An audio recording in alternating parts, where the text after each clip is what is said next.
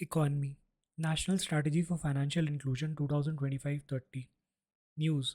Recently, the Reserve Bank of India released the National Strategy for Financial Inclusion NSFI 2025-30. Financial inclusion and its status in India. Financial inclusion refers to a situation where individuals and businesses can obtain affordable and appropriate financial products and services that suits their need, delivered in a responsible and sustainable manner. World Bank. India's financial inclusion index has improved 67 in 2025, marking a 24.3% rise since 2021. 55.98 crore beneficiaries have been covered under the Pradhan Mantri Jan Dhan Yojana (PMJDY). As per the World Bank Global Findex 2025, 89% of adults in India now own bank accounts, with a growing proportion actively using them, reflecting steady progress since 2011. About National Strategy for Financial Inclusion, NSFI is a national level policy framework formulated by RBI in coordination with key financial sector regulators. It seeks to achieve universal access to financial services, promote deep and meaningful inclusion, and strengthen financial literacy across all sections of society. NSFI 2025-30 Core Framework. The NSFI 2025-30 is structured around five core objectives collectively referred to as Panch Jyoti and is supported by 47 targeted action points. The Panch Jyoti goals: 1. Access to sustainable financial services. Enhancing the availability and usage of equitable, affordable, and need based financial products to ensure financial safety and security for households and micro enterprises. 2.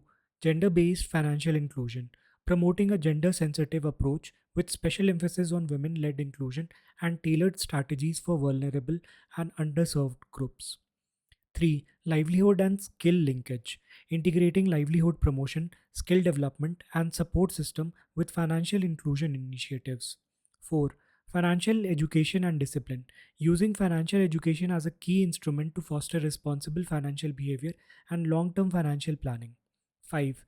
Consumer protection and grievance redressal, strengthening customer protection framework and improving the efficiency of grievance redressal mechanism.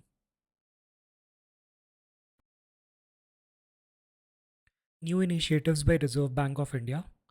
News. The RBI has recently launched several important digital finance and financial market infrastructure initiatives. About the new initiatives: 1. Unified Lending Interface (ULI). ULI is proposed as a new layer of digital public infrastructure (DPI). It will combine and integrate information from various data sources, enabling lenders to make more accurate and efficient credit assessments. The broad objective is to improve credit access and delivery across the financial sector. CBDC's Retail Sandbox. The sandbox allows fintech companies to develop, experiment with, and refine retail CBDC based solutions. CBDC is essentially a digital form of sovereign fiat currency issued directly by a central bank. 3. Tokenization of certificates of deposits (CDs). Tokenization will support quicker settlements, better liquidity, and greater transparency in CD transactions. It involves converting real world financial assets into digital tokens recorded on a blockchain or distributed ledger. A certificate of deposit (CD) is a traceable, tradable money market instrument issued either in dematerialized form or as a promissory note against funds kept by kept with a bank or eligible financial institutions. CDs carry a maturity ranging from 7 days to 1 year. IMF reclassification of India exchange rate. News. The IMF has changed India's exchange rate classification from a stabilized system to a more flexible, crawl like system, citing a weakening rupee and lower RBI interventions. About exchange rate: an exchange rate is the price of one nation's currency expressed in terms of another currency. It represents the relative value of currencies and determines the amount of foreign currencies obtainable for one unit of domestic currency. Exchangeable rates significantly influence international trade competitiveness, capital flows, and overall macroeconomic stability. IMF's de facto exchange rate classification. The IMF classifies exchange rates regime based on how they work in practice, not just in official policy statements. Countries are grouped according to how flexible their exchange rates are and whether they allow any formal or informal exchange rate path. This helps improve transparency and shows how exchange rate system link with monetary policy. India's exchange rate practice. Officially, India has a market determined exchange rate system. In reality, the rupee is set in the interbank market, with RBI intervening only to control excessive volatility. According to the IMF's classification of India, has changed from floating 2023 to stabilized arrangement and now to a crawl-like arrangement. Meaning of a crawl-like arrangement. As per IMF classification, a crawl like arrangement has the following features. The exchange rate remains within plus minus 2% of a gradually moving trend for a minimum period of 6 months. Allows for slow, predictable depreciation or appreciation of the currency. Central bank intervention is limited to managing excessive volatility without targeting a fixed exchange rate level. It is a soft peg with partial flexibility and does not qualify as a fully floating regime. Implications of the reclassification indicates greater flexibility in exchange rate management and reduced rigidity in RBI's foreign exchange operations. May strengthen investors' confidence by enhancing transparency in India's foreign exchange policy, puts implicit pressure on India to allow a higher degree of market driven currency movement, draws attention to structural and foreign exchange related restrictions, including taxes and controls under the Liberalized Remittances Scheme (LRS) highlighted by IMF. Hindu rate of growth. PM Modi said that the term Hindu rate of growth wrongly depicted India as unproductive, even though India showed strong economic growth both before and after liberalization. About Hindu rate of growth, the Hindu rate of growth refers to India's low average GDP growth of about 3 to 3.5% during the periods from 1950s to the late 1970s, early 1980s. Gross domestic product is the monetary value of all finished goods and services produced within a country's border in a specific time period. It was used to describe the slow and steady economic expansion of post independence India before major economic reforms. The term was coined by economist Raj Krishna in late 1970s 1978. Key features of Hindu rate of growth: low and stable GDP growth. India grew at around 3.4% annually between 1956 and 1975 with little variation. High population growth of nearly 2% per year reduced per capita income growth to around 1.5 to 2%. License permit Raj. Extensive controls on production, investment, imports, and industrial licensing. Economic structure: state dominated, inward looking economy. Import substitution model with high tariff and quotas. Limited competition, innovation, and export orientation. Pradhan Mantri Fasal Bima Yojana. News: the government has updated the policy framework of the Pradhan Mantri Fasal Bima Yojana. About Pradhan Mantri Fasal Bima Yojana launch. Pradhan Mantri Fasal Bima Yojana was launched in 2016 to provide comprehensive risk coverage to farmers. Nodal Ministry: Ministry of Agriculture and Farmers Welfare. Type: Central Sector Scheme. Implementing agencies: executed by Department of Agriculture, Cooperation and Farmers Welfare in coordination with state governments. Eligibility: covers all farmers, including tenant farmers and sharecroppers, cultivating notified crops in notified areas. Primary objective: to provide financial support against crop loss and stabilize farmers' income. Premium rates for farmers: Kharif crop 2% of the sum insured, Rabi crop 1.5% of the sum insured, commercial and horticulture crops 5% of the sum insured. Subsidy sharing pattern: remaining premium is shared equally by center and state. For northeastern states, the ratio is 90 is to 10. Crop covered includes food crops, oil seeds, and annual commercial horticultural crops. Risk covered: the scheme covers yield losses, prevented sowing, post harvest losses up to 14 days after harvesting, and localized calamities such as hailstorm, landslide, inundation, and other farm specific natural events. New changes introduced effective from Kharif 2026. Expanded coverage. Crop loss due to wild animal attacks have been included as the fifth add on cover under localized risk category. Restored provision. Paddy inundation has been reinstated as a localized calamity cover, which has had been discontinued in 2018. State level responsibility. States are required to notify vulnerable districts or insurance units and identify wild animal species causing crop damage based on historical loss data. Mandatory digital reporting. Farmers must report crop losses within 72 hours using the crop insurance app along with geotagged photographs. PM Setu scheme. On October 4th, the Prime Minister launched the PM Setu scheme to government ITIs. About PM Setu scheme, full form Pradhan Mantri Skilling and Employability Transformation through upgraded ITIs. Ministry of Skill Development and Entrepreneurship. Type and Finance, centrally sponsored scheme with a total outlay of 60,000 crore. The program also receives global co-financing support from World Bank and Asian Development Bank. Objective: PM Setu aims to modernize 1,000 government industrial training institutes across India, enhancing employability by aligning skill development with current industry demands. The scheme seeks to provide outcome based training that equips youth for domestic and global job markets.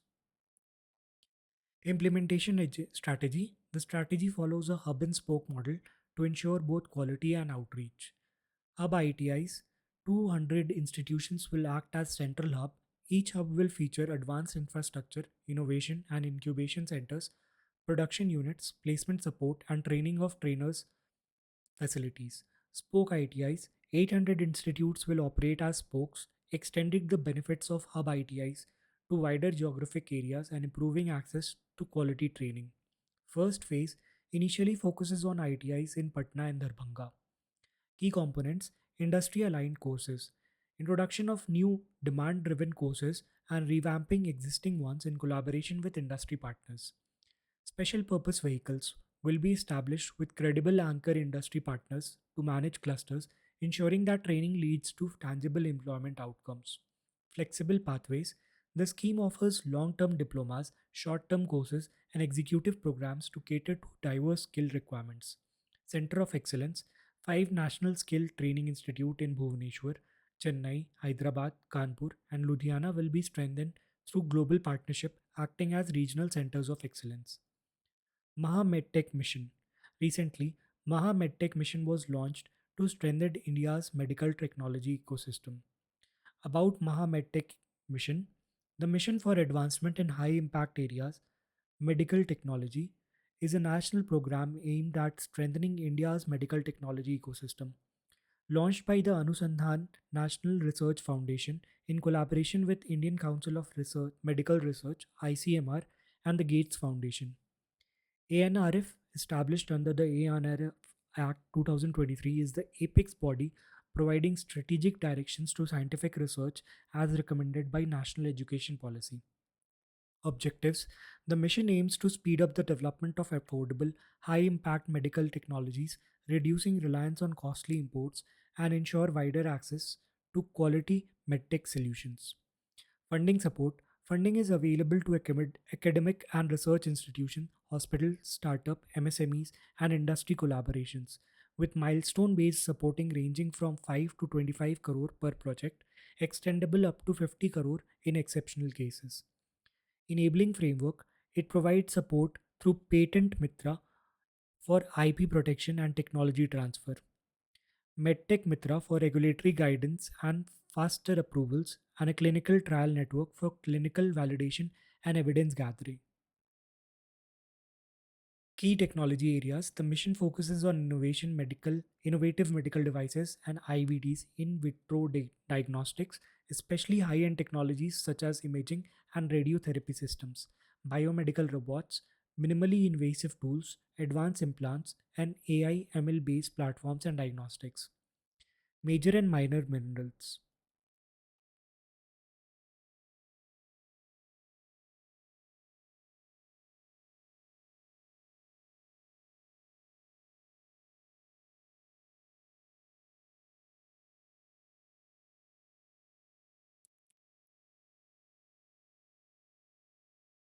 News. The Ministry of Mines has designated limestone as a major mineral for all categories of its use. Earlier, Limestone was classified as minor mineral as well as major mineral depending upon end use. About major and minor minerals in India, classification and governance. India classifies minerals under Mines and Minerals Development and Regulation Act 1975 MMDR Act into major and minor minerals based on their economic value, end use, and regulatory control. Legal basis. Section 3E of MMDR Act defines minor minerals as building stones, gravel, ordinary clay, ordinary sand except sand used for prescribed industrial purposes, and any mineral the central government notifies as minor. The Act does not define major minerals separately. All minerals not notified as minor are treated as major minerals. Classification often depends on end use rather than composition. Major mineral definition: minerals of high economic and strategic value used in large scale industries, metallurgy, power, cement, infrastructure, and manufacturing. Examples: metallic minerals, iron ore, bauxite, manganese, copper, gold. Cover fuel minerals consisting of coal, lignite, petroleum, and natural gas. Regulation mainly regulated by central government with oversight from Indian Bureau of Mines for mining plants, reporting compliances, and scientific extraction. Minor mineral definition: minerals of lower economic value used in local construction and small scale industries. Example: sand, gravel, ordinary clay, building stones, brick earth, boulders, pebble, slate, shale, marble, and ordinary earth. Regulation: the central government notifies what qualifies as minor minerals. State government handle lease, permit, royalty extraction rules, and environmental compliance. Recent update: on 20 February 2025, the Ministry of Mines reclassified barrettes, feldspar, mica, and quartz from minor to major mineral, reflecting their growing strategic and industrial significance. Green hydrogen hubs. The Ministry of New and Renewable Energy has identified three major ports as green hydrogen hubs under the National Green Hydrogen Mission. These ports are Deen Dayal Port Authority in Gujarat, VO Chidambarar Port Authority in Tamil Nadu, Paradeep Port Authority in Odisha. About green hydrogen hubs: defined regions where production, storage, transportation, and end use of green hydrogen and its derivative, example green ammonia, green methanol, are integrated into a single ecosystem. Aim: to build local hydrogen ecosystem, cut emissions in sectors like steel, cement, shipping, and help India become a global leader in green hydrogen production and exports. Key features: cluster model, creation of a region specific hydrogen valley linking renewable energy, industries, and logistics. Integrated infrastructure includes production plants, storage systems, and transport network, pipelines, and ports. R&D and innovation encourages pilot projects, public private partnership, and technological improvements. Export focus: coastal hubs serve as gateway for exporting green hydrogen and ammonia. Policy support enabled by National Green Hydrogen Mission and Hydrogen Valley Innovation Clusters with multiple incentive pathways. National Industrial Classification NIC 2025. Recently, MOSPI unveiled the National Industrial Classification 2025 during the 75th NSS anniversary and World Statistic Day in Udaipur. About the National Industrial Classification 2025, it serves as a key framework for conducting statistical surveys, censuses, economic analysis, and policy planning in India. The NIC 2025 is the latest revision, replacing the NIC 2008, which itself followed the original system introduced in 1962. Prepared by Ministry of Statistics and Program Implementation (MOSPI) in accordance with the Industrial Standard Industrial Classification Revision 5 issued by United Nations Statistics Division. Key updates in NIC 2025. Structural revision: NIC 2025 adopts a 6-digit coding system, replacing the 5-digit codes of NIC 2008. This allows for more detailed categorization and flexibility, accommodating emerging economic activities. Inclusion of indigenous sectors: traditional and indigenous industries such as Ayush based healthcares and handloom sectors are now formally recognized. Emerging sectors, newer areas like renewable energy, fintech, e commerce, and digital intermediations are incorporated to reflect the evolving economy. Salient features expanded intermediation services, new classes captures the growing intermediary roles in power, retail, logistics, healthcare, and education. Digital economy representation activities retreated to cloud computing, blockchain, platform based services, and search portals are now distinctly categorized. Green economy integration the classification includes environmentally focused activities such as carbon capture, waste management, and environmentally remediation, aligning with sustainable development goals. Technology neutral approach, NIC 2025 does not differentiate activities based on traditional or modern production techniques, ensuring a technology agnostic framework. Marine Fisheries Census 2025 The Ministry of Fisheries, Animal Husbandry and Dairying has started the 2025 Marine Fisheries Census.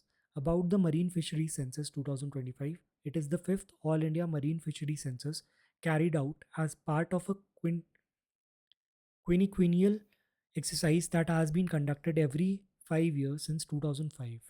Theme slash slogan Smart Census, Smarter Fisheries. Coverage The census encompasses nearly 1.2 million marine fishery households spread across about 4,000 to 5,000 marine fishing villages in 13 coastal states and union territories, including Andaman and Nicobar and Lakshadweep.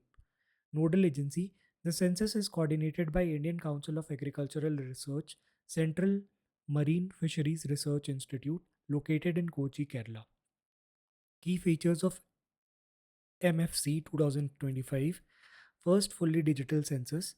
MFC 2025 is the first completely digital marine fisheries census, enabling real time data capture and transmission from field to central servers. Comprehensive data collection The census collects detailed information on socioeconomic indicators, including household income, asset ownership, liabilities, access to institutional credit, and insurance coverage.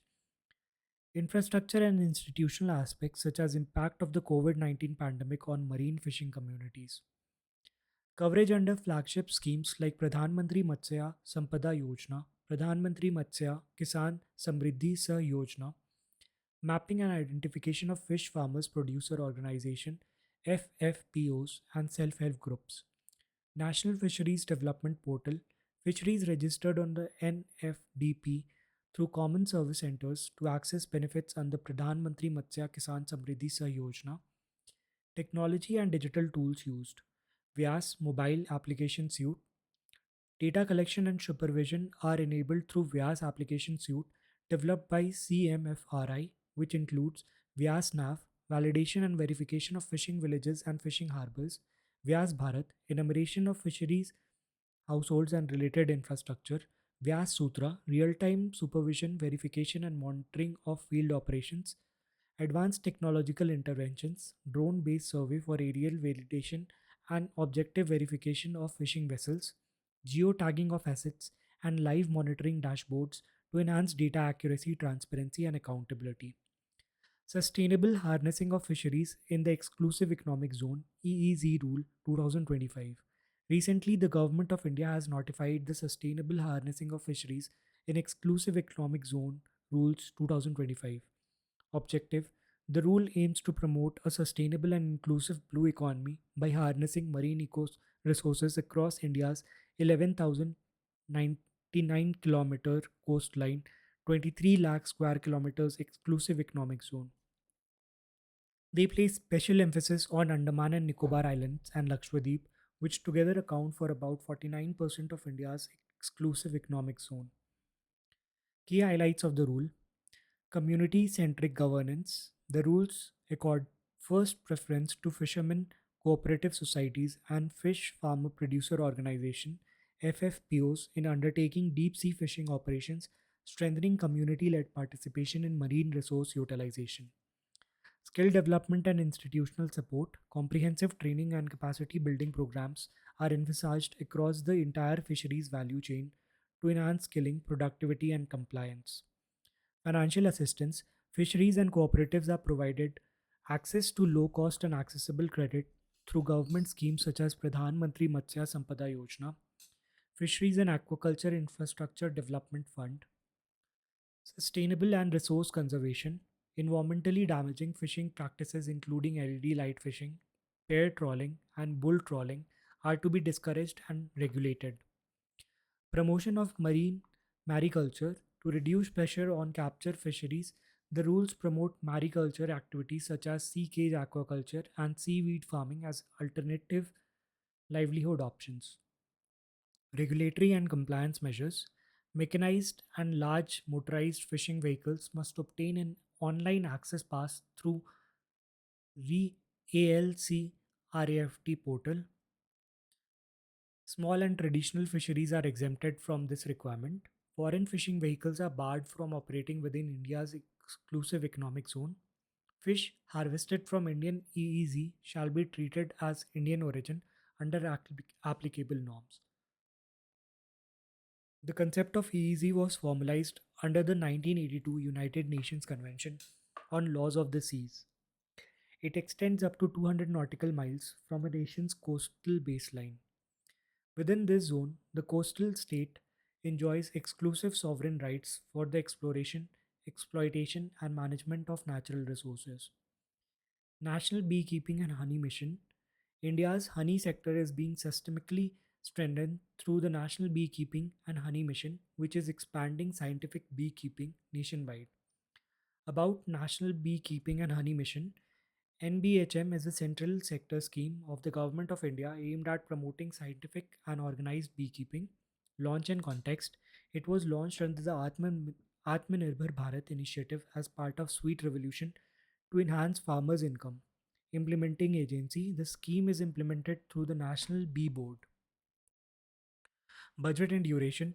Initially approved with an outlay of 500 crore for FY 2020 to 21 to 2022 to 23, it has been extended till FY 2025-26 with a remaining allocation of 370 crore.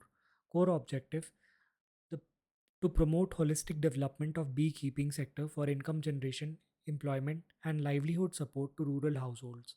Agricultural significance. NBHM supports pollination services, thereby improving agriculture and horticultural productivity under the integrated farming system. Infrastructure development focuses on creating facilities for quality nucleus stock of honeybees, bee breeding, honey processing plants, storage, cold storage, and marketing infrastructure. Progress and key outcomes. Honey output 2024. India's natural honey production stood at about 1.4 lakh metric tons, with Uttar Pradesh 17%, West Bengal 16%, Punjab 11%, 14%, Bihar 12%, and Rajasthan 9% emerging as the leading producing state. Export standing. India has risen to become the second largest exporter of honey globally, next only to China, improving ninth position in 2020.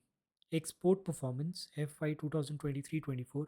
The country exported nearly 1.07 lakh metric ton of honey valued at 177.5 million US dollars, mainly to USA, UAE, Saudi Arabia, Qatar, and Libya. Institutional support. A National Center of Excellence in Beekeeping has been approved at IIT Roorkee to strengthen research and capacity building. Digital initiative. The Madhu Kranti portal has been introduced to enable online registration and source traceability of honey and another other beehive products. World Cooperative Monitor 2025. Two Indian farmer owned cooperatives, Amul and IFCO, have been ranked first and second globally in World Cooperative Monitor 2025. About World Cooperative Monitor, published by International Cooperative Alliance ICA in collaboration with EURICSC, European Research Institution on Cooperative and Social Enterprise. Frequency, annual publication. Purpose, assesses the economic and social performance of world's largest cooperative across sectors.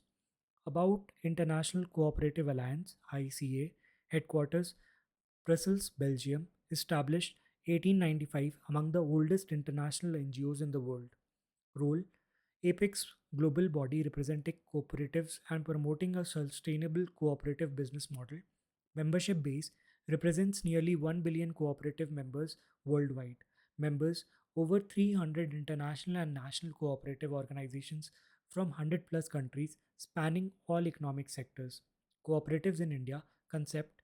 A cooperative is a voluntary self governing body of individuals formed to fulfill shared economic, social, and cultural objectives through collective ownership and democratic management. Constitutional position. Cooperative societies are listed as a state subject under the 7th schedule of the Constitution. 97th Constitutional Amendment Act 2011. It includes the right to form cooperative societies within the fundamental rights to form association under Article 19(1)(c). Inserted Article 43(b) in Directive Principles of State Policy to promote autonomous and democratic cooperatives. Added Part 9b, Articles 243(zh) to 243(zt) to the Constitution. The Supreme Court, Union of India versus Rajendra N. Shah 2011, ruled that Part 9b applies only to multi state cooperative societies, not to single state cooperatives. Statutory framework. Multi State Cooperative Societies Act 2002, amended in 2023, governs cooperative operating across more than one state or union territory. State specific cooperative law regulate cooperatives functioning within single state or UT. Scale and spread. India accounts for one fourth of the world's cooperative with more than 8.44 lakh cooperative societies. Leading states Maharashtra, Gujarat, Telangana, Madhya Pradesh, and Karnataka host the highest number of cooperatives. India crosses 500 gigawatt power capacity. India has crossed a major landmark with its total installed power generation capacity exceeding 500 gigawatt. Current status of India's power capacity, total installed capacity 500.89 gigawatt, source wise composition, non fossil sources 256.09, around 51%, solar power 127.33 gigawatt, wind energy 53.12 gigawatt, hydropower 30.29, nuclear energy 45.25. Fossil fuel based sources 244.80 gigawatt, around 49%. Renewable energy leadership. Solar energy has emerged as the largest contributor within renewable, followed by wind power, highlighting India's strong push towards clean energy. India's global ranking: third in solar power capacity, fourth in wind power capacity, fourth in overall renewable energy capacity worldwide. Significance of the milestone: India has achieved one of its COP26 Panchmitra target ahead of time, securing 50% of installed electric capacity from non fossil fuel sources by 2030, accomplished 5 years early. India re-elected to Codex Executive Committee. India has been re-elected to the Codex Alimentarius Commission Executive Committee CCEXEC for the Asia region at the 48th session of Codex Alimentarius Commission, with its term extending until CAC 50 in 2027. About Codex Alimentarius Commission, it is an intergovernmental body which was established in 1963, founded by Food and Agricultural Organization and World Health Organization. Objective: to implement the joint FAO WHO food standard program ensuring food safety, quality and fair trade practice. Membership: 189 Codex members, 188 member countries, 1 member organization, European Union. India's membership since 1964. Codex Executive Committee acts as the executive arm of CAC. Key functions: reviews proposals for new standard related work, monitors the progress of development of Codex standards, provides strategic guidance to ensure efficient functioning of the Commission, digital initiatives to modernize public distribution system PDS. The Union Government of Consumer Affairs, Food and Public Distribution launched a digital initiative to modernize warehousing, improve supply chain, and enhance PDS transparency. Initiative and details. Bhandaran 360, launched by Central Warehousing Corporation CWC, a cloud based ERP platform integrating HR, finance, warehouse operations, and contract management. Enables real time monitoring of warehouse activities and standardized operation across all CWC warehouses. Smart Exim Warehouse System developed by CWC for Container Freight Station, CFS, ICD, and general warehouses using AI, IoT, FASTag, OCR, ANPR, and GNSS. Facilitates gate and yard automation, cargo tracking, and smart inventory management. Anna Darpan, introduced by FCI, a mobile first microservice based platform replacing the depot online system, integrates the entire food supply chain and provides real time dashboards for faster decision making.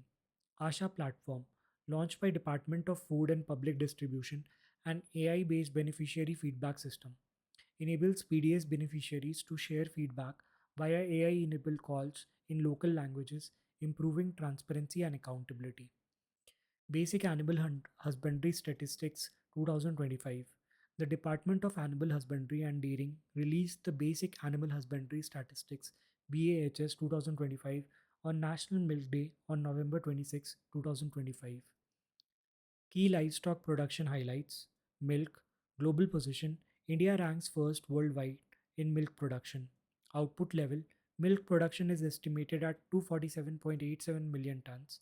Per capita availability increased to 485 gram per day in 2024-25 compared to 319 gram per day in 2014-15.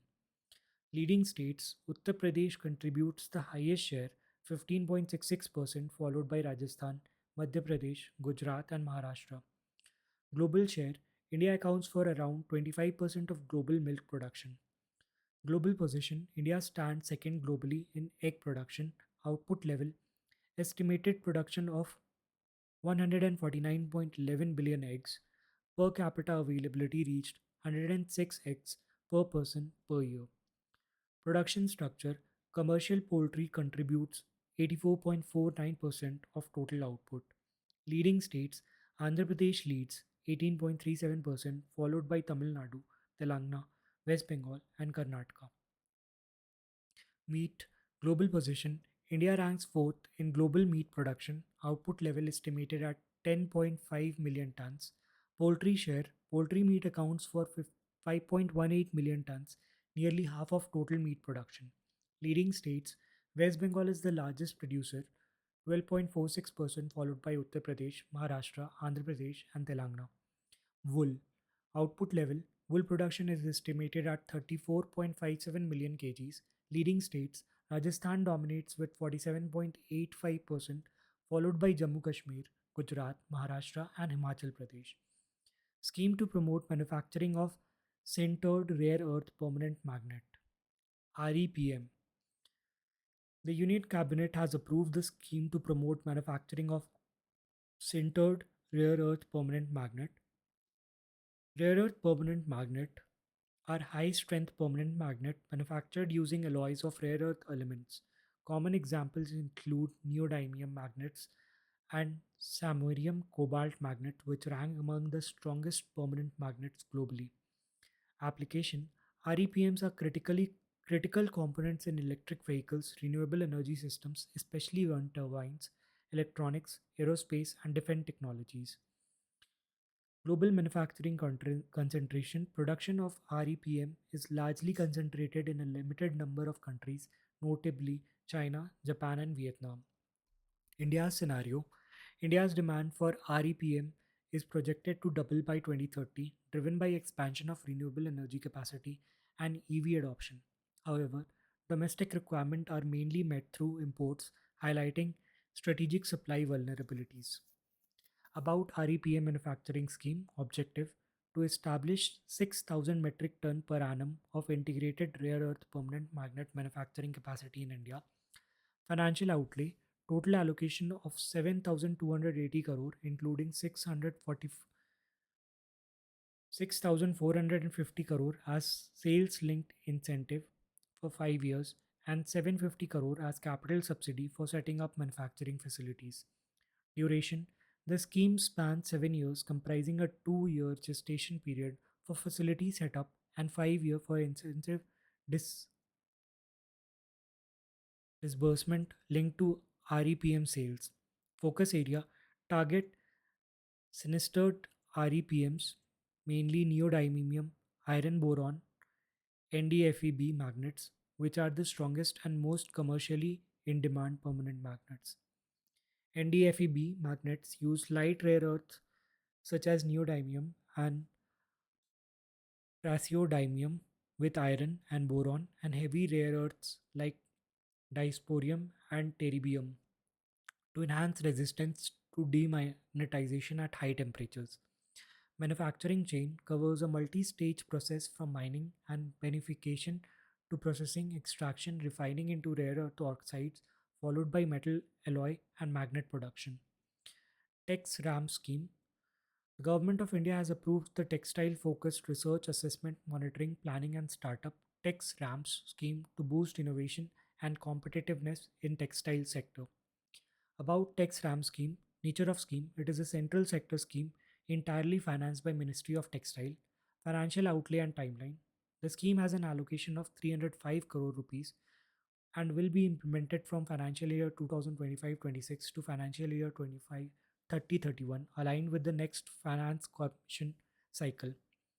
Core objective, it aims strengthen and future ready India's textile and apparels sector by addressing gaps in research, innovation, data systems and capacity building. Significance and expected impact, global competitiveness, enhances India's position in international market through higher productivity and technology adoption. Institutional strengthening, supports research and innovation ecosystems and promotes evidence-based policy making via improved data systems such as ITSS. Socioeconomic gains, expected to create employment and encourage collaboration among states, industry, academia, and government bodies. Strategic outlook positions India as global frontrunner in sustainability, technology, and competitiveness in textile sectors. Fonio and Sikia. Fonio and Sikia are discussed as wild millets important to rural and tribal communities, though they differ in level of recognition. Fonio, an ancient cereal of West Africa cultivated in dry savannas, Guyana, Nigeria, and Senegal, among the fastest growing cereal, maturing in 6 to 8 weeks, grows well in pure semi arid soils where other cereals fail. Highly nutritious, rich in protein, minerals, iron, zinc, magnesium, fiber, gluten free, and low glycemic index. Important for food security, nutrition, and climate resilient agriculture. Sikia, a wild millet, carb grass family found in Dindori district, Madhya Pradesh, also known as Polish millet, grown in parts of Europe for food and fodder. Preferred food of Baiga tribe, grains are small, light yellow, and filling. Grows naturally under bivar, slash and burl cultivation, regenerates during monsoon.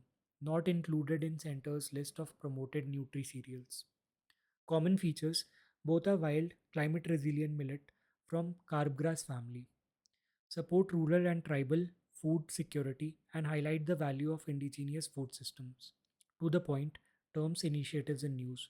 State Mining Readiness Index context. Ministry of Mine releases State Mining Readiness Index SMRI about State Mining Readiness Index purpose. The index aims to measure each state's role in advancing India's mining sector, encourage sectoral reforms, and evaluate state level performance. Evaluation criteria, states are assessed on parameters such as auction outcome, speed of mine operationalization, focus on mineral operation exploration, and adoption of sustainable mining practices for non-coal minerals. Categorization, based on mineral resources, states are grouped in three categories with top performers in each. Category A, Madhya Pradesh, Rajasthan, Gujarat. Category B, Goa, Uttar Pradesh, Assam. Category C, Punjab, Uttarakhand, Tripura. Masala bonds. Context, the Enforcement Directorate has issued show cause notice to Kerala Chief Minister Pinarayi Vijayan over alleged Foreign Exchange Management Act FEMA violations linked to KIIFB's Masala bond issue. About Masala bond, Masala bonds are rupee denominated bonds issued outside India by Indian government or private entities to raise funds from foreign investors. Origin, the International Finance Corporation IFC, a World Bank arm, issues the first Masala bond in October 2013 under its 2 billion US dollars offshore rupee program. HDFC became the first Indian company to issue rupee denominated masala bonds on the London Stock Exchange in July 2016. Nature of instrument: they are debt instruments that enable Indian issuers to raise capital in Indian rupee from overseas market. Exchange rate risk: the currency risk is borne by the foreign investor, not the Indian issuer, helping Indian entities manage exchange rate volatility. Interest rate: to compensate for high currency risk, masala bonds generally offer higher interest rates compared to bonds in investors' home countries. Eligible issuers, both government and private Indian entities, are permitted to issue masala bond subject to regulatory norms. Eligible investors: masala bonds can be subscribed by foreign investors from FATF compliant countries, including individual institutions and financial organizations, following international investment standards. Multilateral and regional financial institutions, of which India is a member, are also eligible to invest. Maturity period: up to 50 million US dollars, minimum maturity of 3 years; above 50 million US dollars, minimum maturity of 5 years. End use of funds: proceeds can be used for infrastructure, affordable housing, refinancing rupee loans, and working capital, but cannot be used for land purchase, equity markets, or real estate activities unless specifically approved. Schrodinger's economy context: India's GDP data shows a paradox of strong real growth but slowing nominal growth, creating a Schrodinger's economy. Real GDP rose to 8.2% in Q2, while nominal growth declined from 10.7% March to 8.7% September. About Schrodinger's economy: Schrodinger's economy describes a situation where an economy appears both strong and weak at the same time, similar to Schrodinger's cat in quantum physics. It reflects a contradictory economic signal that makes it hard to judge the economy's actual condition. The term is inspired by Erwin Schrödinger's famous thought experiment. Earth Summit 2025 context: Union Home and Cooperation Ministry Minister Amit Shah inaugurated the Earth Summit 2025 in Gandhinagar and launched several digital initiatives under Sahakar Sarthi. About Earth Summit 2025 objective: to strengthen the rural economy and develop a national level policy framework, which is scheduled to be finalized at the third Earth Summit in Delhi in 2026. Organizers: the summit is jointly organized by NABARD and Internet and Mobile Association of India. Technology and digital integration: a major focus is on technology driven reforms in cooperative sector through NABARD's Sakar Sarthi platform. Sakar Sarthi platform, a digital initiative of the Ministry of Cooperation developed by NABARD, designed to bring all cooperative banks onto a unified technological framework, provides integrated digital services such as loan disbursement and recovery, KYC, legal documentation, and appraisals. Weighted average call rate context: the RBI will continue to treat the overnight weighted average call rate as its main indicator for implementing monetary policy. About WACR: WACR represents average interest rate at which bank borrows and lends to one another for just a single night. Significance: it signals the prevailing short-term borrowing cost in the banking system. It helps RBI assess how tight or liquid market conditions are. A rise in WACR suggests funds are harder or more expensive to obtain, while a fall indicates easier access to money. We Rise initiative context: We Rise, Women Entrepreneur Reimagining Inclusive and Sustainable Enterprises initiative was launched recently. About We Rise initiative, launched by Niti Aayog's Women Entrepreneurship Platform (WEP) under Award to Reward ATR initiative in collaboration with DP World. Objective: to support women entrepreneurship and women led MSMEs in expanding their global footprint through trade facilitation, mentorship, and creation of strategic partnerships. Impact Rise Initiative context: IIT Kharagpur has launched the Impact Rise Initiative. About Impact Rise Initiative: Impact Rise research, innovation, skilling, and entrepreneurship focuses on sustainable technologies and management practices for societal change. Objective to convert academic research into scalable and sustainable solution through labs, campus pilots, and wider applications. Structure based on four pillars: research, innovation, skilling, and entrepreneurship, aligned with SDGs and India's climate and development goals. Key focus areas: climate resilience in Sundarbans, AI based health diagnostics, women health, anemia and oral cancer screening, and safe water solutions using arsenic filters and smart soil scanners. Vibrant program. Vibrant program. Indian Institute of Cooperative Affairs, in collaboration with WNS Global Services, has launched the Vibrant program. About Vibrant program, it is a 6-month blended learning program focusing on CSR, environment and social governance, ESG, and sustainability approach based on a government academia corporate sector collaboration objective to create skilled cadre of sustainability oriented professional who align business growth with social and environmental responsibility. UVA AI for All. Context: the Minister of Electronics and Information Technology (MeitY) has launched UVA AI for All under the UVA India AI mission. About UVA AI for All, it is a 4.5-hour free online course designed to make artificial intelligence simple and accessible, especially for students. Institutional framework launched under the India AI mission to bridge digital inequality and encourage responsible use of emerging technologies. Course structure and target consist of 6 short modules, aims to equip 1 crore citizens with foundational AI skills with emphasis on ethical, inclusive, and responsible adoption. Platform hosted on Future Skills Prime, IGOT Karmayogi, and other prominent edtech platforms. Swami Fund. The Reserve Bank of India has granted an exemption to the Swami Special Window for Affordable and Mid Income Housing Fund from the recently tightened regulatory norms for alternate investment fund.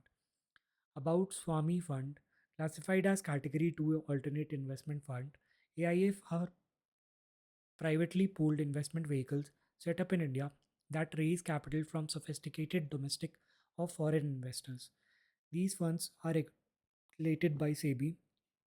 Examples include venture capital funds, including angel funds, purpose to offer priority debt support for completing stalled or delayed housing projects, managed by SBI Ventures Limited. Reports and news: Global Financial Stability Report (GFSR). Context: the IMF recently released the October edition of its biannual Global Financial Stability Report.